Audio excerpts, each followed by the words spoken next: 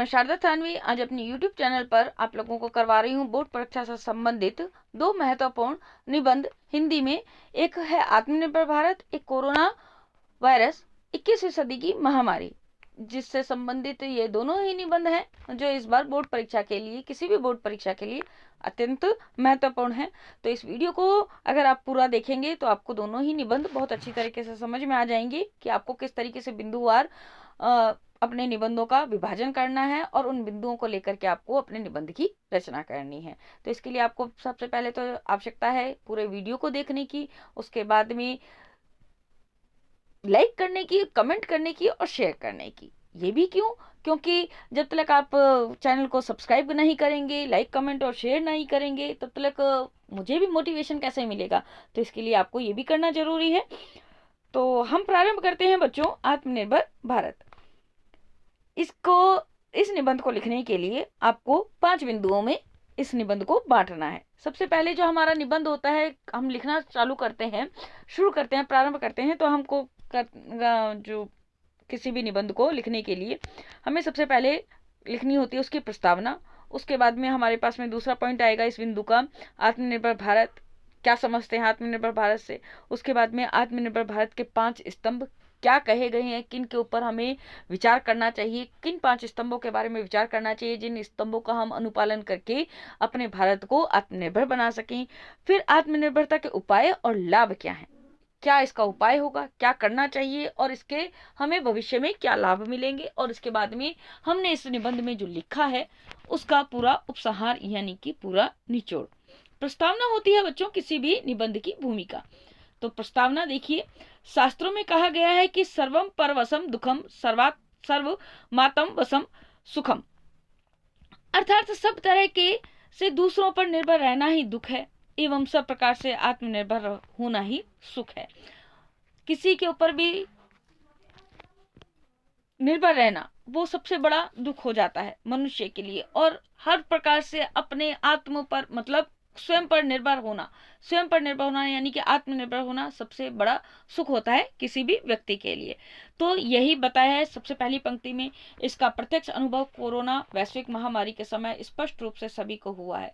इस महामारी के कारण देश की अर्थव्यवस्था को भारी नुकसान हुआ है।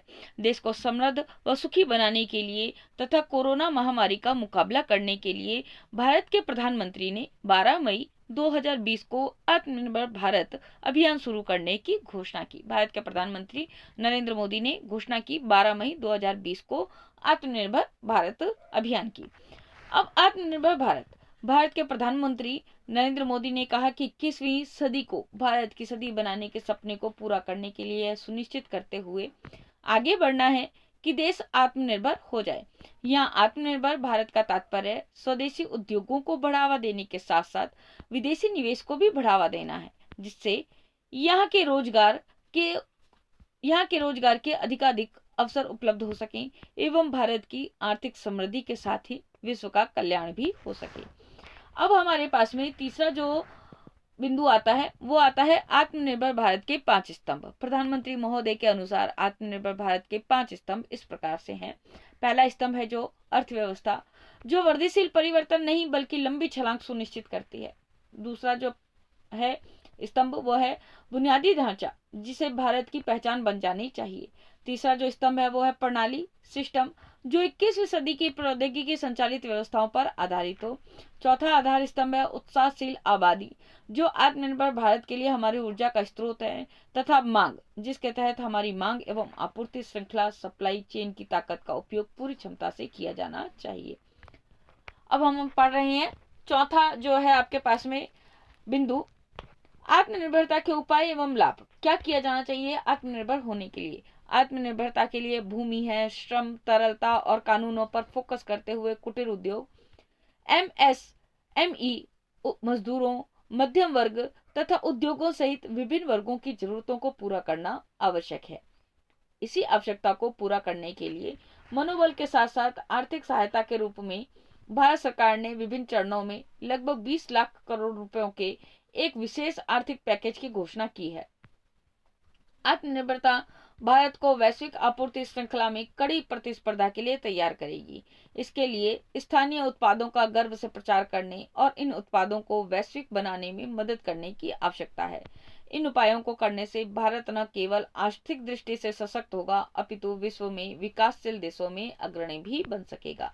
उपसंहार है इसका, देखिए, आत्मनिर्भरता सभी तरह के संकटों का सामना करने का सशक्त हथियार है, जिसके बल से हम आर्थिक संकट रूपी युद्ध को जीत सकते हैं। अतः विश्व में भारत की महत्ता एवं संपन्नता को बनाए रखने के लिए आत्मनिर्भर भारत की अति आवश्यकता है। तो ये होता है हमारे पास में आत्मनिर्भर भारत, जिसको हमने 5 बिंदुओं में बांटा और उन बिंदुओं को लेते हुए हमने अपने निबंध की रचना की। अब हम करते हैं कोरोना वायरस, 21वीं सदी की महामारी। कोरोना वायरस से संबंधित जो आर्थिक, राजनीतिक, जो सामाजिक प्रभाव पड़े हैं उससे संबंधित जो निबंध है उसको हम कर रहे हैं। अगला जो निबंध आएगा हमारा कोरोना वायरस महामारी से संबंधित। देखिए, अब हम जो प्रारंभ कर रहे हैं निबंध वो है कोरोना वायरस, 21वीं सदी की महामारी। अगर ये आता है आपके पास में निबंध, ये शीर्षक आता है, तब भी आपको यही निबंध लिखना है। अगर आपके पास में ये शीर्षक आता है कोरोना वायरस महामारी के सामाजिक और आर्थिक प्रभाव, तब भी आपको इन्हीं बिंदुओं को लेकर के लिखना है। तो हमारे पास में देखिए बच्चों, संकेत बिंदु जो है हमारे पास में, पहला है प्रस्तावना, दूसरा है कोरोना वायरस, लक्षण, कोरोना वायरस के लक्षण, फिर उसके बचाव के तरीके, फिर जो है हमारे पास में कोरोना वायरस महामारी का सामाजिक प्रभाव, फिर 5वां बिंदु आता है हमारे पास में आर्थिक प्रभाव, और फिर 6वां बिंदु आता है हमारे पास में उपसंहार। तो इसकी हम प्रस्तावना देखिए। वर्ष 2019 के अंत में चीन के वुहान शहर में पहली बार प्रकाश में आए कोरोना वायरस संक्रमण ने वर्ष 2020 में विश्व के लगभग सभी देशों को अपनी चपेट में ले लिया है। इस महामारी के कारण विश्व के सभी समृद्ध देशों की स्थिति भी दयनीय हो गई है।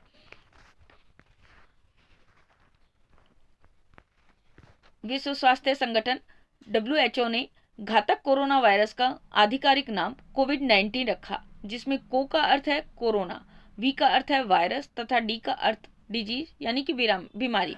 चूंकि इस विषाणु की पहचान पहली बार हुई 31 दिसंबर 2019 को चीन में हुई, अतः अंत में वर्ष 2019 का अंक जो है 19 वो ले लिया गया, इसलिए इसको बोलते हैं कोविड-19।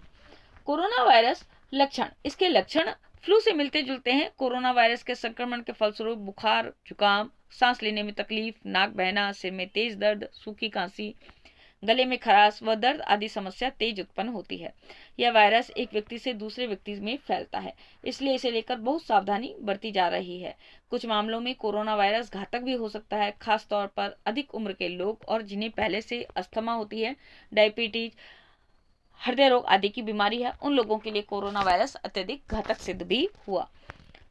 3 नंबर जो है आपके पास में बिंदु वो है बचाव के तरीके। स्वास्थ्य मंत्रालय ने कोरोना वायरस से बचने के लिए दिशा निर्देश जारी किए हैं। इनके मुताबिक हाथों को बार बार साबुन से धोना चाहिए। इसके लिए अल्कोहल आधारित हैंड वॉश का भी इस्तेमाल किया जा सकता है। खांसते व छींकते समय अपने मुंह और नाक को मास्क, टिश्यू, रुमाल से ढककर रखें। अपने हाथों से बार बार आंख, नाक या मुंह न छुएं। भीड़ भाड़ वाले स्थान पर न जाएं।